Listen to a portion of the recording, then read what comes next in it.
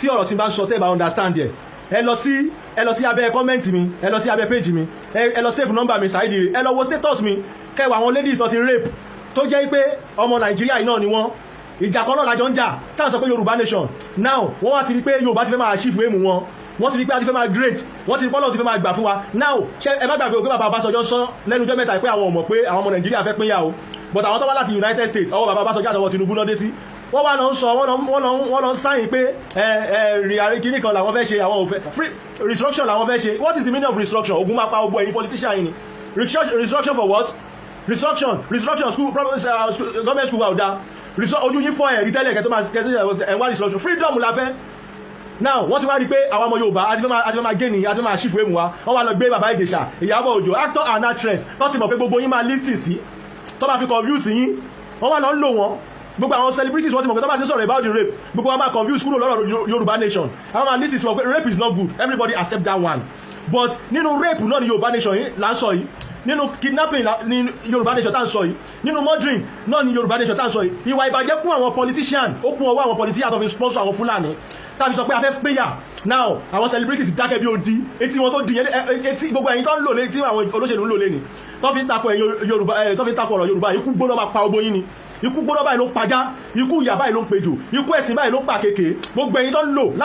láti go against Yorùbá nation ikú ìyà máa pa yín ni, ogun máa fẹ̀jẹ̀ yín wẹ̀ ni, ẹ ra G-Wagon àbí lórí irọ́ G-Wagon máa fẹ̀mí yín ṣòfò ni, ẹ ra range àbí range yẹn máa fẹ̀mí yín ṣòfò ni, ẹ̀yin ìka èèyàn ẹ̀yin ọ̀dájú èèyàn ọ̀dàlẹ̀ èèyàn gbogbo. Now wọ́n wá ń lò yẹn wá ń ṣe drama, ẹ lọ wo fídíò tí bàbá Ìjẹ̀ṣà ti kúnlẹ̀ yẹn ẹ máa rí pé ẹni fẹ́ bọ́ lẹ́nu ẹ̀ ó fẹ́ rẹ́rìn,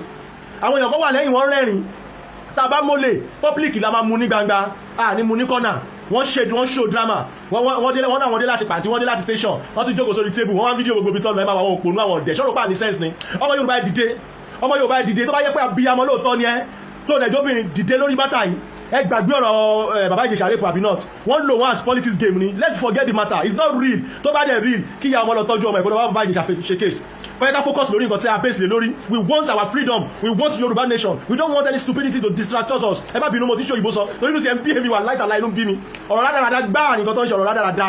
torí mo ṣe mistake òyìnbó yẹn fọ́ ní sí mi, wọ́n kàn ṣe bí olórí burúkú, wọ́n kàn ṣe bí olóṣì, wọ́n kàn ṣe rádaràda. Wọ́n sọ pé so Ìyábọ̀ Òjó di létí, ẹ bá mi sọ fún Ìyábọ̀ Òjó pé mi Saheed Ire lọ́gbọ́n ó di létí gbogbo wọ́n rape àwọn èèyàn, àwọn Fúlàní pa àwọn èèyàn látọjọ́ yìí kó tó di pé ó múra kankan lórí ọ̀rọ̀ ẹnìkan ṣoṣo. Ẹjọ́ láti January tó bá jẹ́ pé ìrandíran wọn ni wọ́n rape nínú igbó táwọn Fúlàní àwọn àgbẹ̀ wa tó ń pa yẹn, tó bá jẹ́ pé ìrandíran wọn náà fẹ̀mí ẹ̀ ṣòfò nínú igbó, ṣé kò ní ká wọn lára? Wọ́n ti ra mọ́tò ńlá fún wọn kó tó bẹ̀rẹ̀ program yẹn o, ẹ má dá wọn lóhùn, ayé wọn máa bàjẹ́, wọ́n máa ṣòfò dànù ni. Wọ́n sọ pé wọ́n jẹ́ human rights, ṣèbí human rights wà lẹ̀ kọ́kọ́ ra wọn lọ kọ́ jẹ́ disturb wa lórí social media mọ́. Let them to stop all this rubbish. We don't want ẹni bá ń bọ̀ kó máa bọ̀ mo wà ń lé ẹ̀kọ́ tó parí máa ṣe pààyàn 20. So ẹ wo ẹ jẹ́ ká máa sòtọ́ ọ̀rọ̀ fúnra ara wa gbogbo dáadáa dárédèrèdè don't believe in lies again, it's only foolish, it's only definition of stupidity. You see the truth, you know the truth, you still follow the lie. Why ìtọ́ ṣe lọ lo celebrities?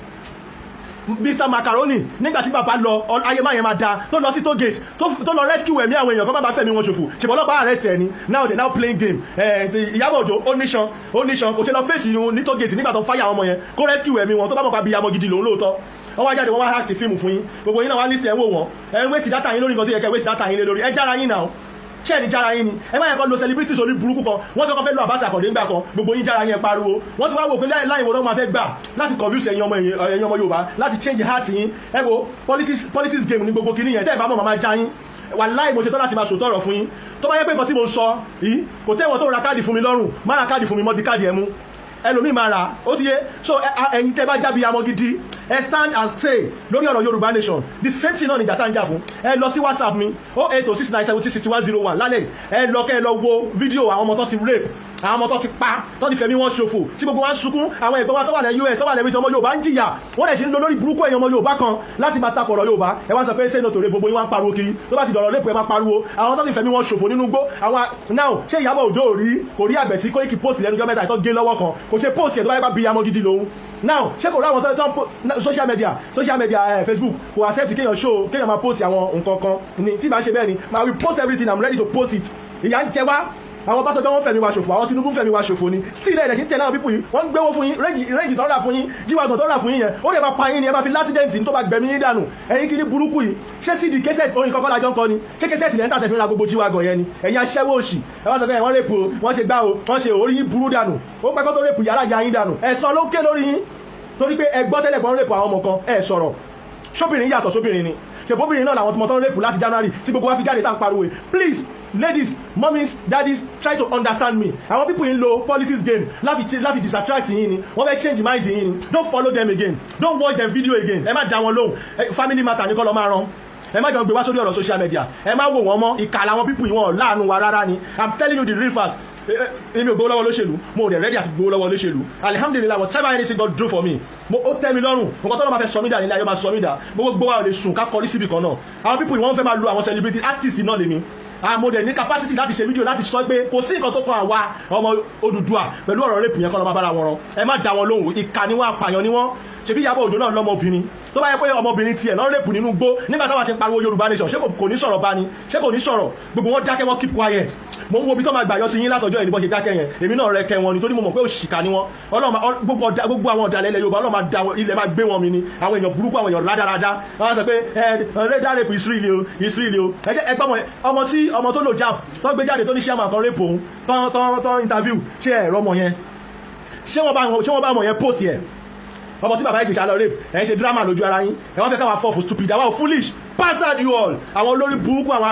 actor tó kúrò, àwọn actor actress, àwọn ọmọ àlè owó nùkan wọ́n náà wà about bílẹ̀ Yorùbá ṣe máa ní progress. Àwọn gan ò ní láṣeyọrí tọmọtọmọ, gbogbo nǹkan tó fara òkójọ tó bá jẹ́ kí wọ́n dúró lójú kílẹ̀ Yorùbá má dànù, ó máa falẹ̀ dànù ni, wọ́n máa ṣòfò dànù ni. Àwọn olórí burúkú lóṣì wọ́n lọ pàǹtí, bẹ́ẹ̀ lẹ́rù pé ọlọ́pàá easy tó ní, ọlọ́pàá tí ò bá yín ṣeré ní tollgate, ọlọ́pàá tí ò bá yín ṣeré nígbà tẹ́ ń protest EndSARS, wọ́n lè máa lọ wájú ẹ̀ tẹ́ máa lọ ṣe fàtàfàtà níwájú pàǹtí, wọ́n máa gbé yín. Police will just kill you, sara. If it is not a politics game, I know police will take action.